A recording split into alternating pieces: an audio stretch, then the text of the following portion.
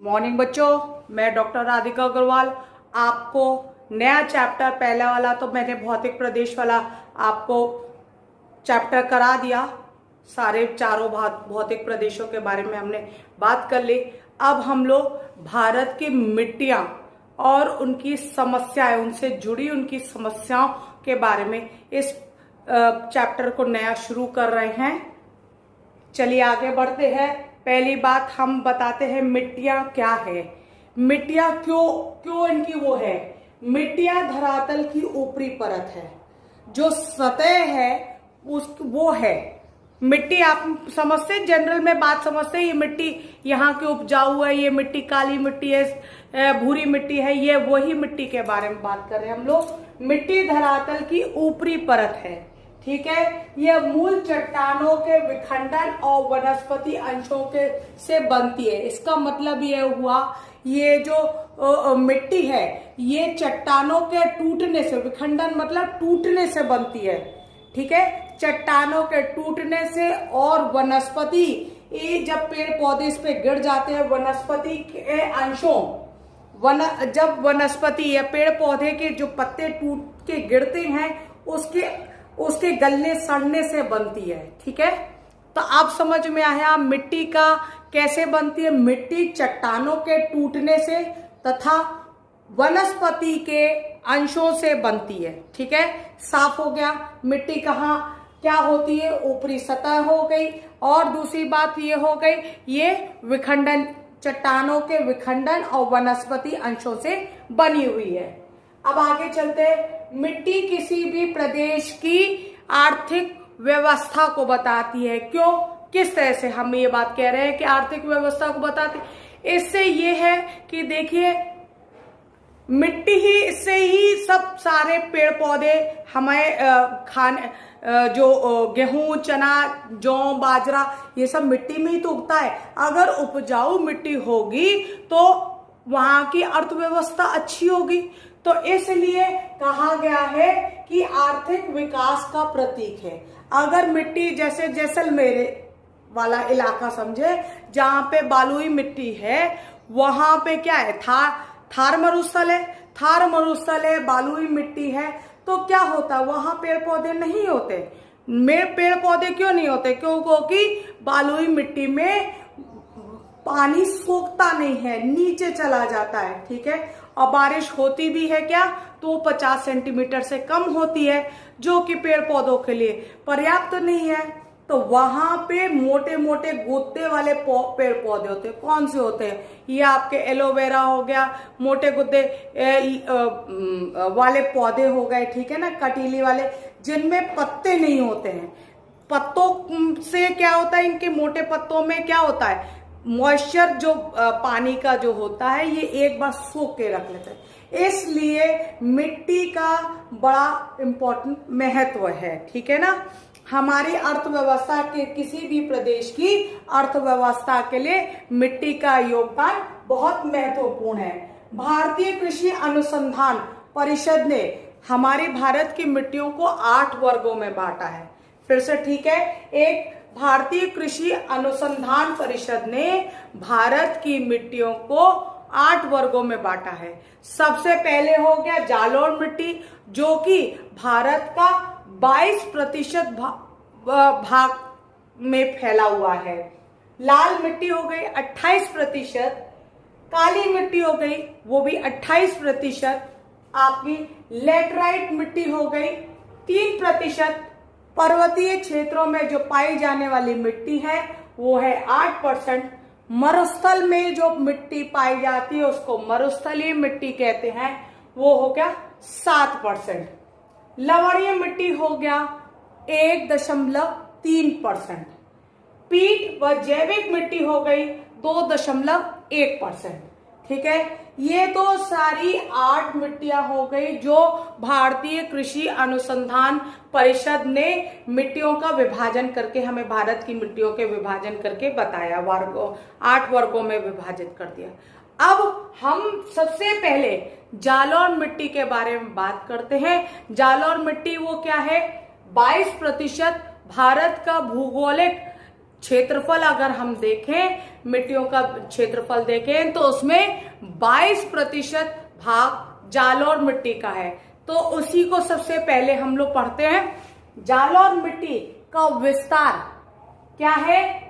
7.7 लाख वर्ग किलोमीटर में इस जालौर मिट्टी का विस्तार पाया जाता है। मैं एक बार फिर से आपको बताती हूँ, जालौर मिट्टी का विस्तार भारत में 7.7 लाख वर्ग किलोमीटर के क्षेत्र में फैला हुआ है।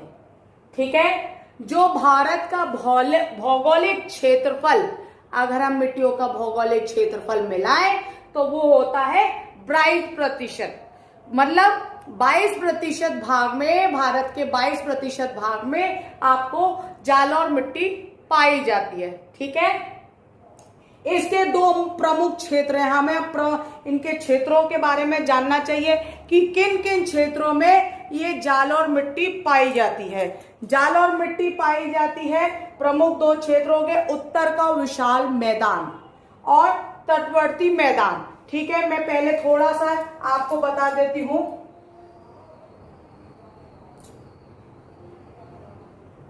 ठीक है, यहां पे ये जो उत्तर का विशाल मैदान है, जो गंगा, यमुना और ब्रह्मपुत्र नदियों से बना है, जो हिमालय पर्वत से जो नदियां निकलती हैं उनके उससे जो मैदान बना है उसको कहते हैं, वहां पे जालौर मिट्टी पाई जाती है। ठीक है, ये बात समझ में आ गई। मैं फिर से रिपीट कर देती हूँ। जो हिमालय से द्वारा निकली हुई नदियां, गंगा, यमुना, ब्रह्मपुत्र नदियों द्वारा बनाया गया जो मैदानी इलाका है, उत्तरी मैदानी इलाका, ये जो उत्तरी मैदानी इलाका है, यहीं पे ये जालौर मिट्टी पाई जाती है। एवं तटवर्ती मैदान, ये जो तटवर्ती क्या हो गए? यहां से यहां, ये तटवर्ती मैदान हो गए।